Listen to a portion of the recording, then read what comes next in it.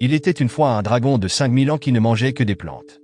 Il vivait tranquillement, mais tout le monde pensait qu'il était un dragon dangereux et maléfique. Un jour, une petite fille nommée Reiko se présenta. Elle dit au dragon qu'elle était venue pour se faire manger, espérant que le dragon protégerait son village. Le dragon essaya de lui expliquer qu'il ne mangeait pas les gens, mais elle refusait de l'écouter. Le dragon était vraiment confus face à l'obstination de Reiko. Peu importe le nombre de fois où il lui expliquait qu'il était végétarien, Reiko insistait toujours. Finalement, le dragon inventa une histoire en disant qu'il avait mangé son âme. Au lieu d'avoir peur, Reiko fut contente et crut qu'elle n'était plus humaine. Le dragon fut choqué en voyant de la magie apparaître autour de Reiko et ne savait plus quoi faire.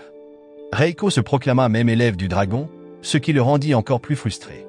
Espérant mettre fin au problème, le dragon décida de ramener Reiko à son village, pensant que si les villageois la voyaient, ils arrêteraient d'envoyer des gens en sacrifice.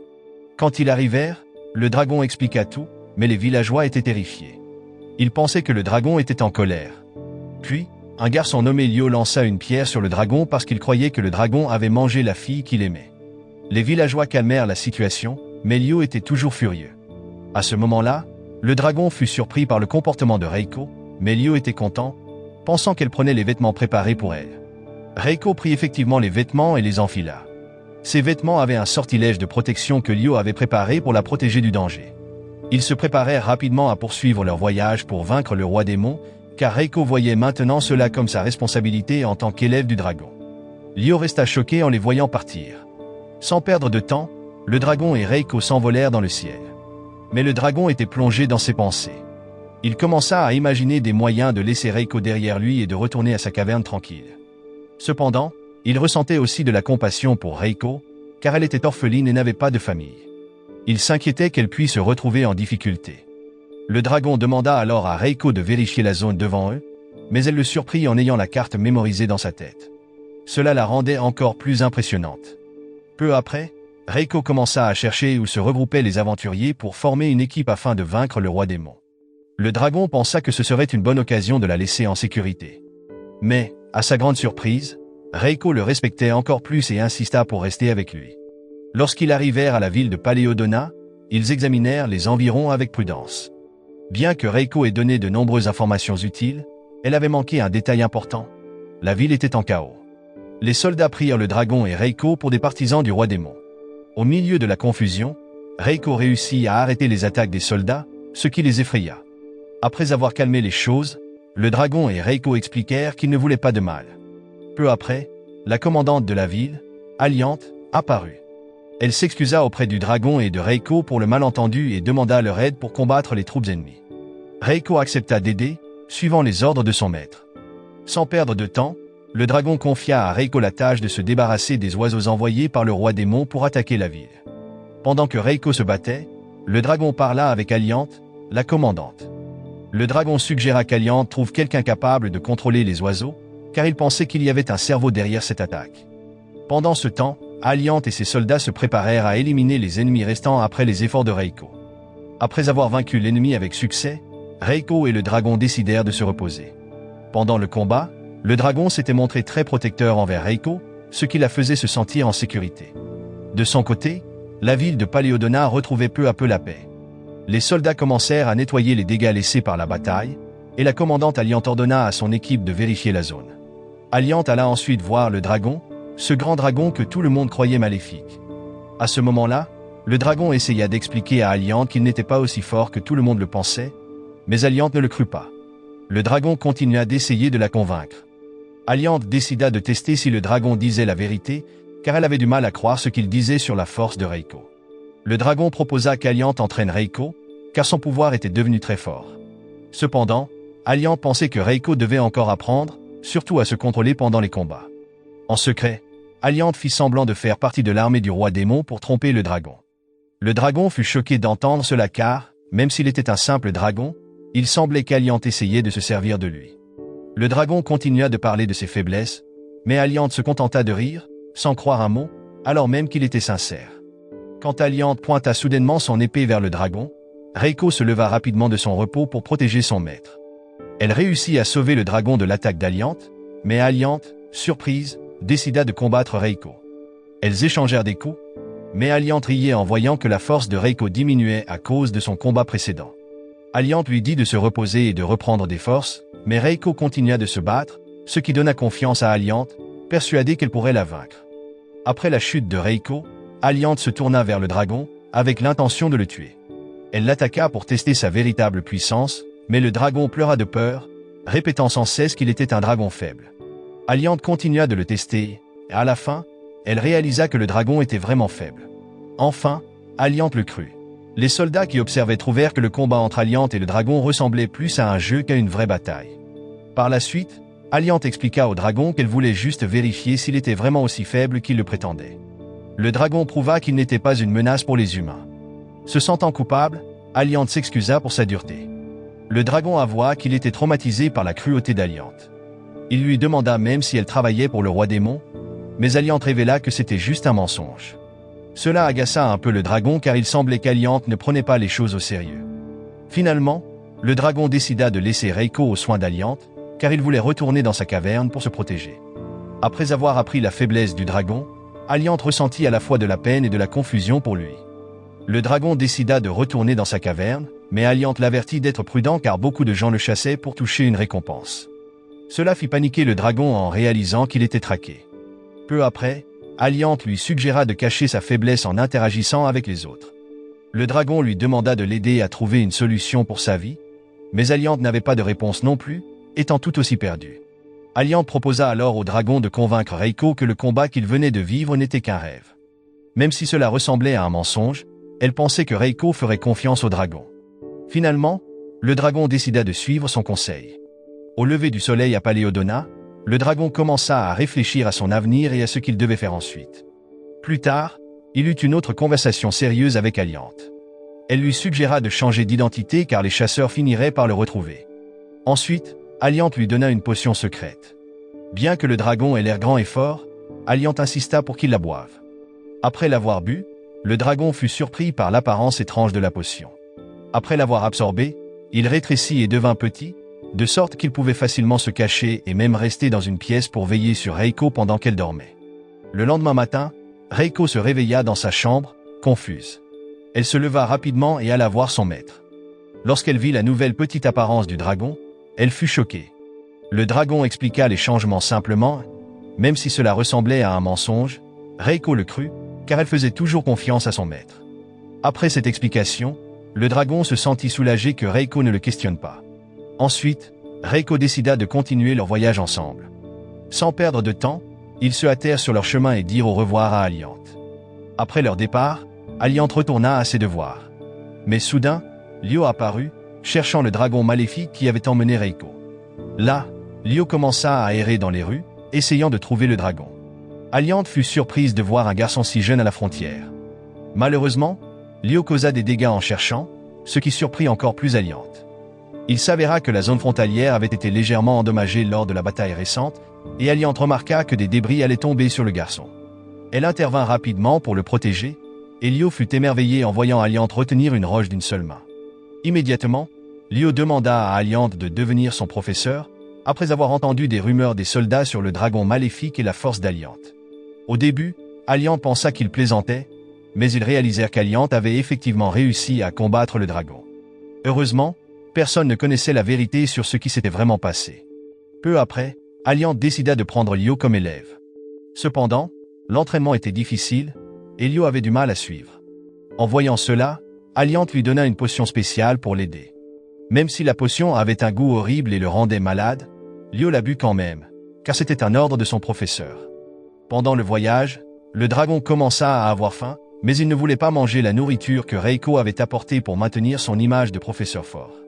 Il pensa à manger de l'herbe en secret pour que Reiko ne le voie pas, afin qu'elle ne le trouve pas moins impressionnant. Aliante lui avait dit auparavant de toujours paraître cool devant Reiko pour la garder motivée, en lui donnant l'image d'un maître extraordinaire. Si Reiko découvrait ses faiblesses, elle pourrait être déçue et perdre sa volonté de progresser. Malheureusement, avant qu'il ne puisse manger, des criminels agaçants apparurent. Reiko demanda alors à son maître comment gérer l'attaque, et le dragon lui dit de combattre les criminels sans trop se forcer, pour ne pas les prendre trop au sérieux.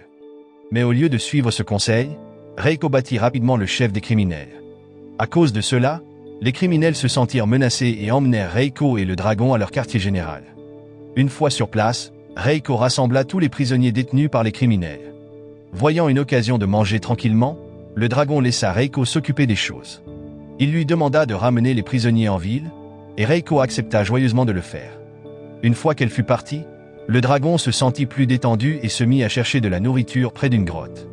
Mais en cherchant, il tomba sur une créature terrifiante dans la grotte, ce qui le fit crier de peur et appeler Reiko à l'aide. Le dragon tenta de s'enfuir rapidement, mais il faillit être pris dans un piège tendu par des chasseurs. Cela le choqua car l'attaque fut soudaine. Alors que la situation devenait critique, un chasseur apparut soudainement et protégea le dragon. Bien que cela lui paraisse étrange, le dragon fut content lorsque le chasseur lui offrit un fruit. Le chasseur suggéra alors qu'ils cherchent une sortie de la grotte ensemble. Une fois dehors, le chasseur était heureux de revoir le ciel ouvert. Il proposa ensuite d'entraîner le dragon, pensant qu'il était trop faible et décevant. Le dragon refusa, disant qu'après des centaines d'années d'efforts, il n'avait maîtrisé aucune compétence, même pas celle de se protéger. Peu après, le dragon dit au chasseur de renoncer à lui. Mais le chasseur n'y crut pas et décida de tester le dragon. Il pensait que si l'élève échouait, c'était à cause d'un mauvais professeur. Il était convaincu qu'avec un bon entraînement, le dragon pourrait s'améliorer. Quelques instants plus tard, l'entraînement commença, et le dragon fut surpris par la gentillesse du chasseur. Touché par cette attention, le dragon commença à suivre les leçons du chasseur. Mais après seulement quelques minutes, le chasseur se montra frustré par la maladresse du dragon. Même pour des choses simples comme s'allonger, le dragon n'y arrivait pas. Le chasseur tenta à nouveau, bien qu'il commençât à s'émouvoir, et poussa le dragon à être un peu plus intelligent. Malheureusement, aucun exercice ne fonctionna, ce qui rendit le dragon triste. Le chasseur réfléchit alors à un moyen de rendre le dragon plus impressionnant, car il se sentait dépassé par ses échecs constants. Le chasseur utilisa alors la puissance de son aura sombre pour affiner les griffes du dragon, les rendant pointues au lieu d'émousser. Cela excita beaucoup le dragon, qui se sentait enfin plus robuste avec ses nouvelles griffes acérées. Mais juste après ce petit succès, le chasseur disparut soudainement, laissant le dragon seul. Peu de temps après, Reiko arriva et trouva le dragon endormi paisiblement. Elle lui rappela rapidement le village qu'il devait visiter. Cependant, le dragon refusa aussitôt d'y aller lorsque Reiko mentionna que le village risquait d'être attaqué par le roi démon, entraînant un massacre. Reiko espérait que son maître pourrait prendre le contrôle du village avant que cela n'arrive, mais ses grands projets rendirent le dragon nerveux et effrayé. Peu après, ils atteignirent la magnifique ville de Seren. Reiko et le dragon furent heureux de voir la ville. Là-bas, Reiko tenta de convaincre le dragon de prendre le contrôle de la ville, allant même jusqu'à lui donner la permission d'en revendiquer la propriété. Mais le dragon l'arrêta rapidement, ne voulant pas s'emparer de la ville. Il proposa plutôt qu'ils continuent leur route sans causer de problème. Ils poursuivirent leur chemin, mais soudain, ils furent arrêtés par une barrière magique protégeant la ville, ce qui rendait l'entrée difficile. Pour passer, Reiko effraya le gardien de la ville, la Sainte de l'eau. Reiko avait fait ses recherches et connaissait bien la Sainte de l'eau, alors elle vérifia habilement la barrière et la brisa. Effrayée par la puissance de Reiko, la Sainte de l'eau s'enfuit. Le dragon et Reiko entrèrent enfin dans la ville et cherchèrent une auberge. En passant, le dragon murmura discrètement à la Sainte de l'eau qu'il n'avait aucune intention d'attaquer la ville, mais la Sainte était trop apeurée pour revenir. En marchant dans les rues animées, Reiko et le dragon remarquèrent que les citoyens les regardaient avec suspicion, probablement à cause de leur apparence inhabituelle. Reiko s'énerva face au comportement des gens et voulut réagir, mais elle se retint, se souvenant de la gentillesse de son maître. Pour se fondre dans la masse, ils prétendirent être des visiteurs voulant rejoindre le cirque, ce qui rendit les citoyens heureux. Rapidement, les habitants crurent que Reiko et le dragon étaient des artistes venus célébrer l'anniversaire prochain de la ville de Seren. Une fois la curiosité des villageois satisfaite, ils laissèrent Reiko et le dragon tranquilles. Bientôt, un homme apparut et leur proposa de leur faire visiter la ville, expliquant l'histoire de Seren.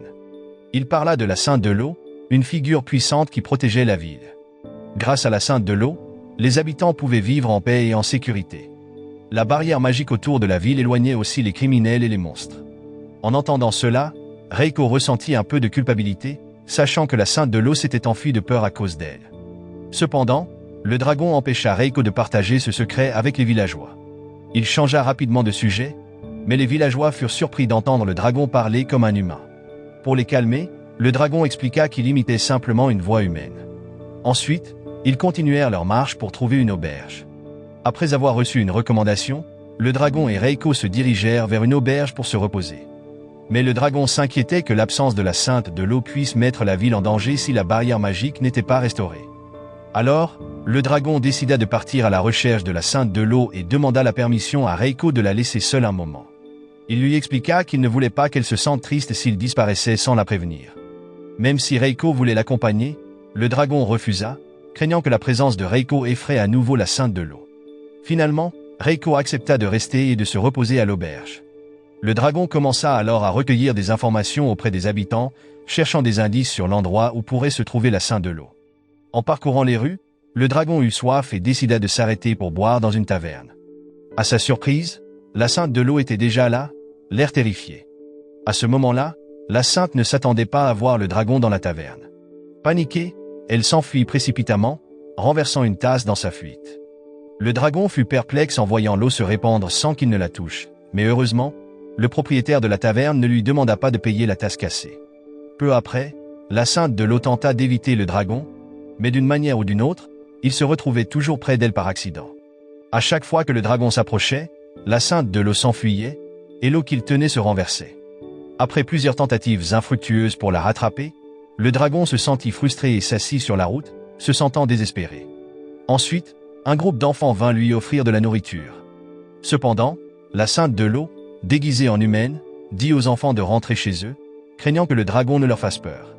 Quelques instants plus tard, le dragon et la Sainte de l'eau continuèrent leur marche jusqu'à l'auberge. La Sainte de l'eau cachait toujours sa véritable identité, essayant de s'assurer que le dragon ne se rende pas compte de qui elle était réellement.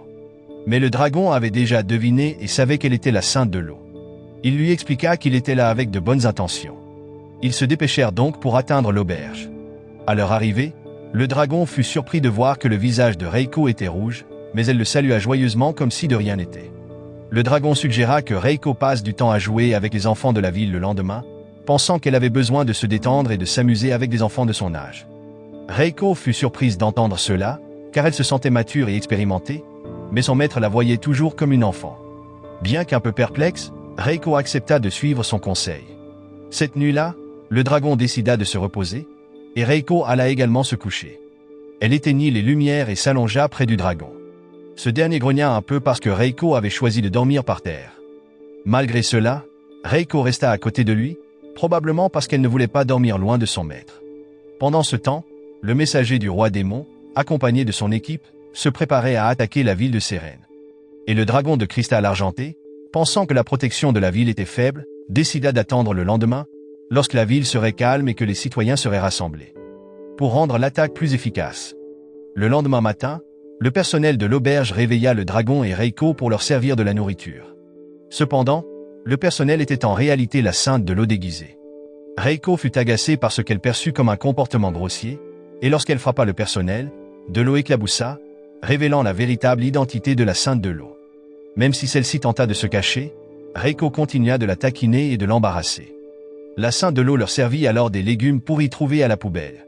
Reiko, furieuse en voyant ce repas destiné à son maître, se lança immédiatement à la poursuite de la Sainte et la battit jusqu'à ce qu'elle prenne la fuite.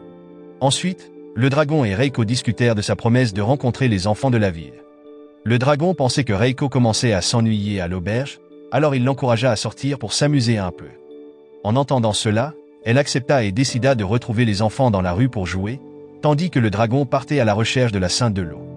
Il avait un message à lui transmettre. Mais avant de pouvoir partir, le dragon remarqua une flaque d'eau dans la chambre, qui s'avéra être la Sainte de l'eau elle-même. Elle attrapa le dragon et sortit de l'auberge avec lui. Peu après, ils arrivèrent près de la rivière, où un combat commença. La Sainte de l'eau était en colère contre le dragon, le tenant responsable de l'affaiblissement de la protection autour de la ville de Sérène. Mais avant que la dispute n'aille plus loin, le dragon de cristal argenté, un serviteur du roi démon, apparut soudainement avec l'intention de détruire la ville. Voyant cela, Reiko ne put rester sans rien faire, alors que l'attaque terrorisait les citoyens et menaçait leur sécurité. Reiko, furieuse contre le dragon de cristal argenté pour avoir tenté de nuire à la ville, sauta sans hésitation dans l'action, immobilisant le dragon et lançant une série d'attaques puissantes. La force de Reiko submergea le dragon de cristal argenté, et les habitants, impressionnés, observaient avec admiration sa démonstration de puissance. Finalement, Reiko utilisa son attaque ultime, et le dragon de cristal argenté comprit à quel point il était insignifiant face à elle.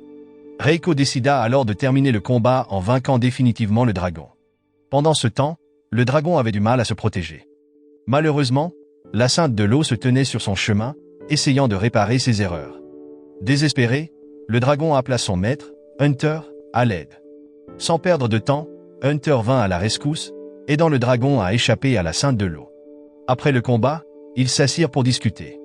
Le dragon expliqua qu'il n'était qu'un lézard végétarien inoffensif. Cela les amena à se réconcilier, mais leur paix fut de courte durée lorsqu'ils réalisèrent qu'un monstre avait envahi le territoire de la sainte de l'eau. Furieuse, la sainte devint déterminée à pourchasser le monstre, persuadée qu'il était derrière tout ce chaos. Il s'avéra que la sainte de l'eau était tourmentée par l'armée du roi démon, ce qui la rendait encore plus inquiète. Pire encore, un esprit maléfique prit possession de son corps dans le but de diviser la ville. Cela poussa la sainte de l'eau à bout, et elle ne put plus contrôler sa colère. Peu après, le dragon remarqua le changement dans son expression et fut confus. Rapidement, la sainte de l'eau se transforma en un monstre terrifiant. Malgré cela, le dragon ne se sentit pas trop effrayé au début, car il avait toujours considéré la sainte de l'eau comme une créature aquatique. Cependant, lorsqu'elle commença à s'en prendre aux habitants de la ville dans un accès de rage, le dragon comprit qu'il devait se protéger de sa furie destructrice. Étonnamment, les citoyens étaient heureux de recevoir ce qu'ils pensaient être un cadeau de la sainte de l'eau, ce qui ne fit que l'énerver davantage. Elle tenta alors de les attaquer en leur versant de la boue, mais au lieu de la craindre, son groupe la félicita. Frustrée d'être sans cesse sous-estimée, la colère de la sainte de l'eau augmenta encore, et elle devint déterminée à détruire la ville. Cet esprit maléfique en elle se réjouit de plus en plus, car elle commençait à se sentir fière de ses actions. Sa furie effraya le dragon au point qu'il appela Reiko. Reiko arriva rapidement, choqué par le chaos. Le dragon expliqua rapidement ce qui s'était passé et comment la sainte de l'eau avait causé tout ce trouble. Ensuite, la sainte de l'eau commença à raconter son histoire, expliquant comment elle avait rencontré l'armée du roi démon et comment tout avait dérapé. Autrefois, la sainte de l'eau avait essayé de rejoindre l'armée du roi démon, mais elle n'avait pas réussi à gagner leur respect, car ils voyaient ses pouvoirs comme faibles. Humiliée et triste, la sainte de l'eau erra seule jusqu'à ce qu'elle rencontre un groupe d'humains. Elle pensa à les effrayer, mais quand elle fit pleuvoir, les gens la remercièrent. En tentant d'être plus effrayante, elle jouissa davantage de ses pouvoirs, mais les gens lui furent reconnaissants, car leur récolte prospérait. Ainsi, la sainte de l'eau fut vénérée comme une déesse et devint la protectrice de la ville de Sérène. De retour au présent, la sainte de l'eau pleura, se sentant peu impressionnante. Voyant cela, le dragon tenta de la réconforter et de lui redonner le moral. Mais soudain, l'esprit maléfique quitta le corps de la sainte de l'eau et entra dans celui du dragon. L'esprit, voyant en lui un puissant maître respecté par Reiko, y trouva un moyen parfait pour détruire la ville. Malgré cela, Reiko resta vigilante, prête à protéger à la fois son maître et les habitants de la ville. Après la fin du combat, le dragon et Reiko décidèrent de continuer leur voyage ensemble. Cependant, le dragon était toujours possédé par l'esprit maléfique, qui cherchait à causer des ennuis. Même si le dragon sentait quelque chose d'étrange en lui, il ne s'inquiétait pas trop, se sentant en sécurité avec Reiko. Ils marchèrent dans les rues de la ville, et cette fois, la sainte de l'eau leur sourit en les regardant. Elle espérait qu'ils resteraient plus longtemps jusqu'à la grande célébration de la ville de Sérène, surtout avec un grand festival qui approchait. Pendant ce temps, un émissaire de la guilde des aventuriers arriva dans la ville de Sérène pour recueillir des informations. Il parla à un vieil homme qui vivait là, et sans hésiter, l'émissaire nota tout ce qu'il apprenait. Un détail surprenant concernait un dragon argenté qui semblait frustré et malade. L'histoire du vieil homme éveilla encore plus la curiosité de l'émissaire sur le village qu'il explorait. Ailleurs, Lio travaillait dur pour suivre les ordres de son maître, Aliante. Peu après, Aliante poussa Lio à s'entraîner, même s'il était visiblement épuisé. Malgré cela, Aliante continua de le pousser à se surpasser. Peu après, Aliante remarqua quelque chose d'écrit sur le tableau d'affichage de la ville, et cela la choqua. Le message disait que le dragon devenait de plus en plus visible. Voyant cela, Lio demanda à son maître la permission de défier le dragon dans un combat. Le jour suivant, le dragon et Reiko se rendaient au festival de la ville de Sérène. Pendant que Reiko profitait du festival, le dragon saisit l'occasion pour visiter l'enclos des moutons, espérant y trouver quelque chose à manger. Malheureusement, les moutons avaient déjà mangé toute l'herbe, laissant le dragon triste et affamé. Un petit enfant apparut alors et donna gentiment de l'herbe au dragon pour qu'il puisse manger. Pour éviter de se faire repérer, le dragon fit semblant d'être un mouton, espérant la tromper. Il fut heureux que cela fonctionne, car Reiko semblait ne pas le remarquer. Cependant, le dragon fut bientôt choqué de ressentir de nouveau la présence de l'esprit maléfique. L'esprit tenta de le pousser à faire quelque chose de mal, mais après avoir exploré ses pensées, il fut déçu de découvrir que la pire chose que le dragon avait faite était de voler un fruit d'un arbre. Frustré, l'esprit maléfique abandonna, car il ne parvenait pas à convaincre le dragon de faire quelque chose de véritablement maléfique, comme détruire la ville de Sérène. Ensuite, le dragon voyagea avec une petite fille nommée Mikasa. Mikasa raconta une histoire où un dragon se battait contre Reiko. Dans son récit, le dragon argenté paraissait sauvage et hors de contrôle, comme s'il était devenu fou. Alors que le dragon argenté se rapprochait d'eux, le dragon se sentit nerveux et essaya de s'éloigner, mais le dragon argenté continuait de le suivre et de l'embêter. Bientôt, le dragon argenté fut possédé par un esprit maléfique, se transformant en un dragon encore plus effrayant. Le dragon argenté se précipita alors vers Sérène, prêt à semer le chaos. À ce moment-là, le dragon sut qu'il devait agir, alors il tenta d'arrêter le dragon argenté, même s'il savait qu'il n'était qu'un simple dragon faible. Peu après, Reiko intervint pour sauver le dragon. Elle était furieuse en voyant la destruction causée par le dragon argenté. Le dragon argenté avait déjà causé des ennuis auparavant, mais maintenant, son pouvoir était plus fort à cause de l'esprit maléfique. Malgré cela, Reiko n'avait pas peur et resta fermement sur ses positions. En voyant Reiko, l'esprit maléfique comprit qu'elle était incroyablement puissante et tenta de prendre possession de son corps. À cet instant, l'esprit maléfique ne perdit pas de temps et fonça vers Reiko. Mais Reiko se transforma rapidement et absorba facilement le pouvoir de l'esprit maléfique, devenant encore plus redoutable. Sa colère émettait une aura puissante, et sans hésiter, Reiko voulait se venger de quiconque avait insulté son maître. La rage incontrôlable de Reiko effraya le dragon et tout le monde autour. Peu de temps après, Alliant apparut et fut témoin du chaos. Dans le feu de l'action, la colère grandissante de Reiko envoya le dragon voler au loin. Terrifié, le dragon commença à chercher un moyen de ramener Reiko à la normale. Alliant fut choquée de voir Reiko possédée par son propre pouvoir. Elle n'avait pas réalisé à quel point le mana de Reiko était puissant et dangereux lorsqu'elle perdait le contrôle. Bien qu'Alliant ait déjà averti Reiko, le dragon ne s'attendait pas à ce que la situation devienne si extrême. Peu après, le dragon et les autres se réunirent pour réfléchir à un moyen d'arrêter Reiko. Là, Alliant remarqua que Reiko pourrait diriger sa colère vers quelque chose ou quelqu'un, et ils réalisèrent rapidement que sa cible était la Sainte de l'eau. Ensuite, Reiko révéla qu'elle était furieuse contre la Sainte de l'eau pour avoir constamment insulté son maître. La Sainte de l'eau paniqua, craignant que Reiko ne lui fasse du mal. Pendant ce temps, le dragon et Alliant ne savaient pas comment calmer Reiko et ne pouvaient que la regarder concentrer toute sa rage sur la Sainte de l'eau. La ville de Sérène devint alors tendue face à cette situation. Reiko était sur le point de se transformer en dragon, ce qui choqua Alliant et tout le monde autour. À ce moment-là, ils tentèrent de l'arrêter, mais le dragon ne savait pas quoi faire. Alors qu'ils discutaient d'un plan, Reiko commença à attaquer Alliant et la Sainte de l'eau, bien qu'elle n'ait pas blessé le dragon car elle se souvenait du lien fort qui les unissait. En voyant cela, Alliant eut une idée, utiliser le dragon comme appât. Alliant réagit rapidement, utilisant le dragon pour faire face à Reiko. Le dragon fut surpris par cette stratégie, car Alliant l'utilisait littéralement pour combattre Reiko. Alliant était satisfaite car cela semblait fonctionner, et Reiko, même avec l'aura maléfique qui la contrôlait, se souvenait toujours à quel point elle respectait le dragon. À présent, le dragon se sentait accablé par la pression qu'Alliant mettait sur lui, mais étrangement, il n'était pas blessé. Et Reiko, malgré sa colère, refusait que ses attaques blessent le dragon. Alors que sa rage augmentait, le dragon tenta de se rapprocher de Reiko, espérant franchir ses défenses. Peu après, Reiko se prépara à se transformer en dragon, mais le dragon intervint rapidement, utilisant différentes tactiques pour essayer de pénétrer dans son esprit, espérant la calmer et empêcher la transformation. Après être redevenue normale, Reiko fut surprise de voir la situation autour d'elle. Le dragon était fou de joie de retrouver son élève bien-aimée telle qu'elle était. Cette fois, au lieu de fuir par peur, le dragon avait affronté le problème de face, ce qui rendit Alliant fière de lui.